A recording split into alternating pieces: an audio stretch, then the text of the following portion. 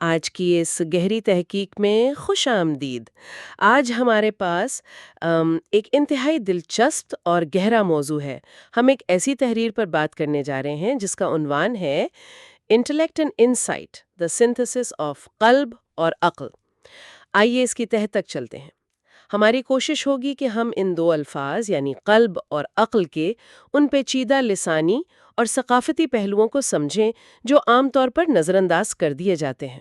ہاں، اور یہ واقعی ایک ایسا موضوع ہے جو ہمارے روزمرہ کے رویوں کے بالکل بنیاد سے جڑا ہوا ہے۔ ہم عام زندگی میں ان الفاظ کو اتنی دفعہ استعمال کرتے ہیں مگر ان کی اصل گہرائی پر شاید ہی کبھی غور کرتے ہیں۔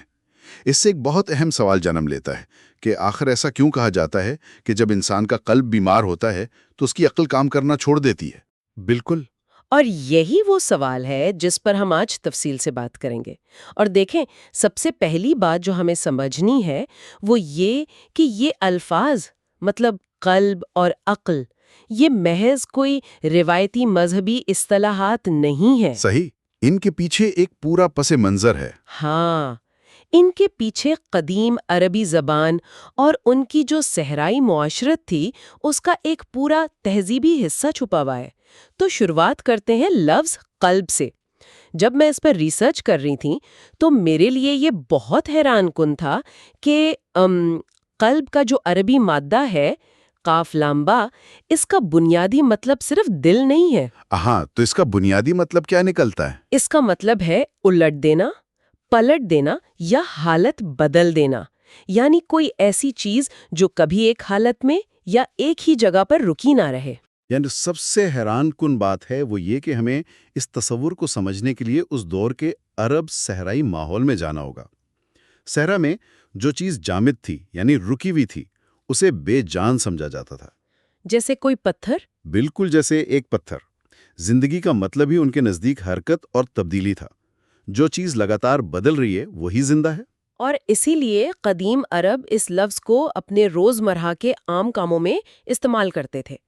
مثلاً کسان جب زمین میں ہل چلاتے تھے نا، تاکہ اندر کی زرخیز مٹی اوپر آ جائے۔ ہاں، تاکہ مٹی اوپر نیچے ہو، تو وہ اس عمل کو قلبہ الارض کہتے تھے، یعنی انہوں نے زمین کو الٹ پلٹ دیا۔ اگر زمین کو ایسے پلٹا نہ جائے تو اس میں کوئی فصل نہیں اگ سکتی۔ کیا خوبصورت مثال ہے یہ۔ اور اسی طرح ہم دیکھتے ہیں کہ کپڑے دھوتے وقت کپڑوں کو پانی میں بار بار پلٹنے کے عمل کو بھی عرب تقلیب کہتے تھے۔ اچھا، ہاں، یعنی قلب کے بنیادی تصور میں ہی ایک ٹھہراؤ یا جمود نہیں ہے بلکہ ایک مسلسل حرکت ہے، ایک ایسا پروسیس جو رکتا نہیں ہے۔ اور عربوں کا تو ماننا تھا کہ القلب ما یتقلب، یعنی قلب تو ہے ہی وہ جو پلٹتا رہتا ہے، جو لگاتار بیرونی اثرات قبول کرتا ہے۔ صحیح کہا۔ اور اگر ہم اس کو قرآن مجید کے تصور سے جوڑیں تو قرآن نے قلب کو محض خون پمپ کرنے والے ایک جسمانی عضو یا آرگن کے طور پر پیش نہیں کیا، بلکہ اس کو شعوری نظام کے مرکز یعنی ہمارے کوگنیٹو سینٹر کے طور پر پیش کیا ہے۔ یعنی جسمانی دل کا کام بے شک خون کی گردش ہے، لیکن جو قرآنی قلب ہے وہ دراصل سمجھنے کا کام کرتا ہے، جو معنی کو قبول کرتا ہے یا رد کرتا ہے۔ ہاں ہاں، قرآن میں قلب ہی وہ مرکز ہے جو ایمان یا انکار کی طرف مائل ہوتا ہے۔ خوف، اطمینان، نرمی یا سختی، یہ تمام کیفیت اسی قلب کے اندر پیدا ہوتی ہیں۔ دماغ فیصلہ نہیں کرتا، یہ کام فہم و ادراک کے اس مرکز کا ہے۔ پر خوف طاری ہے، کبھی امید، لیکن یہاں آ کر بات دلچسپ ترین ہو جاتی ہے۔ وہ کیسے؟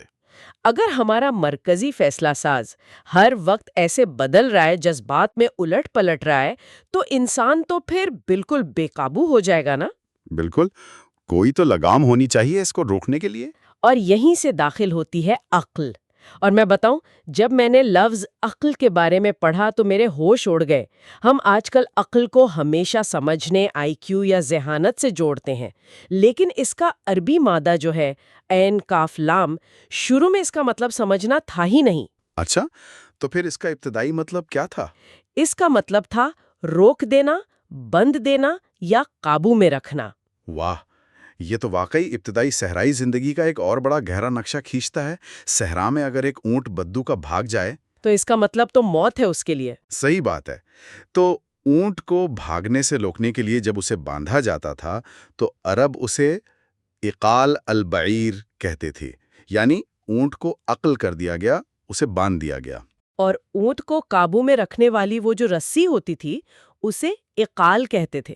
ہاں، اور اگر غور کریں تو آج بھی عرب اپنے سروں پر جو کالا بند یا رسی پہنتے ہیں اسے اقال ہی کہا جاتا ہے۔ اوہو، تو وہ صرف کوئی فیشن یا روایتی لباس نہیں ہے؟ نہیں نہیں، وہ دراصل وہی رسی تھی جس سے وہ اپنے جانوروں کو قابو میں کرتے تھے۔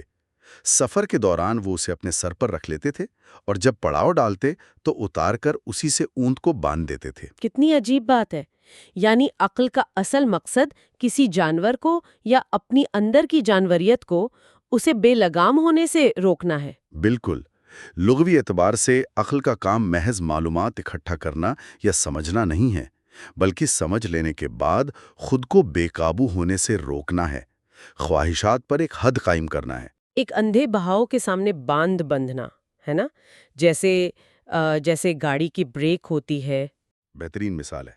اور دیکھیں قرآن میں عقل کا استعمال بھی کتنا منفرد ہے۔ پوشیدہ باتوں پر غور کریں تو قرآن میں عقل کبھی بھی اسم یعنی ناؤن کے طور پر نہیں آئی، اچھا، ہمیشہ ورب کے طور پر۔ ہمیشہ فعل یا ورب کے طور پر آئی ہے، جیسے افالا تعقلون یا لعلکم تعقلون۔ کیا تم عقل سے کام نہیں لیتے؟ بالکل، یہ اس بات کی زبردست دلیل ہے کہ عقل کوئی جامد چیز یا آپ کے دماغ میں رکھی کوئی بیٹری نہیں ہے، یہ ایک فعلی صلاحیت ہے، ایک ایسا ایکشن جو تب ظاہر ہوتا ہے جب انسان کو جان لینے کے بعد خود کو کسی غلط کام سے روکے۔ تو ان سب کا آخر مطلب کیا ہے؟ اگر ہم ان دونوں کو جوڑیں، قلب کو اور عقل کو، تو ان کا آپس میں کیا کنیکشن بنتا ہے؟ دیکھیں، قلب فہم اور معنی قبول کرنے کا مرکز ہے، اور عقل اسی فہم کی بنیاد پر انسان کو غلط عمل سے روکتی ہے۔ یعنی عقل تبھی کام کرے گی جب قلب اسے صحیح سگنل دے گا۔ گویا عقل قلب کی ماتحت اور ذیلی صلاحیت ہے۔ اگر قلب سالم ہے یعنی صحت مند ہے تو فہم درست ہوتی ہے اور عقل صحیح جگہ پر انسان کو روک لیتی ہے۔ لیکن اگر قلب بیمار ہو جائے تو کیا ہوگا؟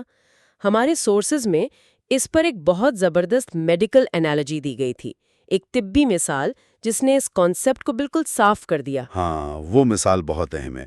اس میں بتایا گیا ہے کہ جس طرح جسمانی بیماریاں ہوتی ہیں، جیسے شوگر یا ڈائبٹیز، وہ آہستہ آہستہ گردوں کو فیل کر دیتی ہیں۔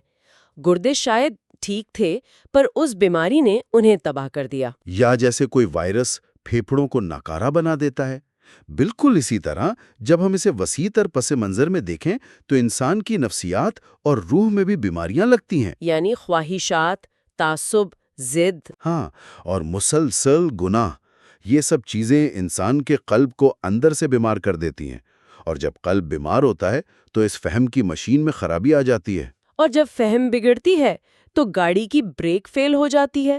بالکل، جب سگنل ہی غلط آ رہا ہو تو عقل کی بریک کیسے کام کرے گی؟ انسان کی اپنے آپ کو روکنے کی صلاحیت معطل ہو جاتی ہے، اسے اپنا ہر غلط کام صحیح لگنے لگتا ہے۔ یہ اتنی بڑی سخاوت فکر ہے۔ آج کل ہم دیکھتے ہیں کہ لوگ کتنے پڑھے لکھے ہوتے ہیں، ان کے پاس کتنا ڈیٹا اور معلومات ہوتی ہے، لیکن وہ پھر بھی انتہائی غلط اور تباہ کن فیصلے کر گزرتے ہیں۔ کیونکہ ان کے پاس معلومات ہیں پر ان کا قلب بیمار ہو چکا ہے، اور بیمار قلب کے ساتھ عقل اپنا کام نہیں کر سکتی۔ تو اگر اس پوری گفتگو کا نچوڑ نکالا جائے، قلب ایک مسلسل بدلنے والا ادراکی مرکز ہے، ایک سینسر ہے، اور عقل وہ بریک ہے جو ہمیں تباہی سے بچاتی ہے۔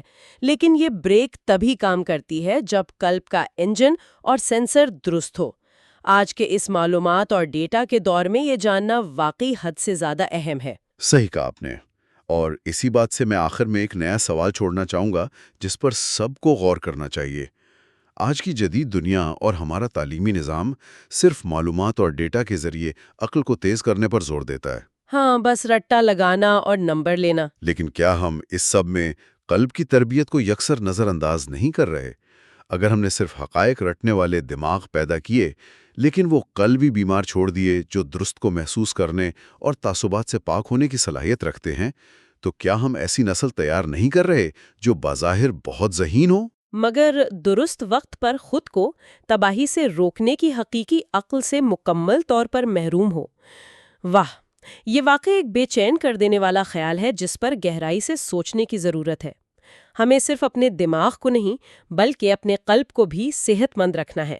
امید ہے کہ آج کی اس گفتگو نے ان الفاظ کو دیکھنے کا ایک نیا اور بالکل مختلف زاویہ فراہم کیا ہوگا۔ اس تحقیق میں ہمارا ساتھ دینے کا شکریہ۔ اگلی بار ایک نئے موضوع کے ساتھ پھر ملیں گے۔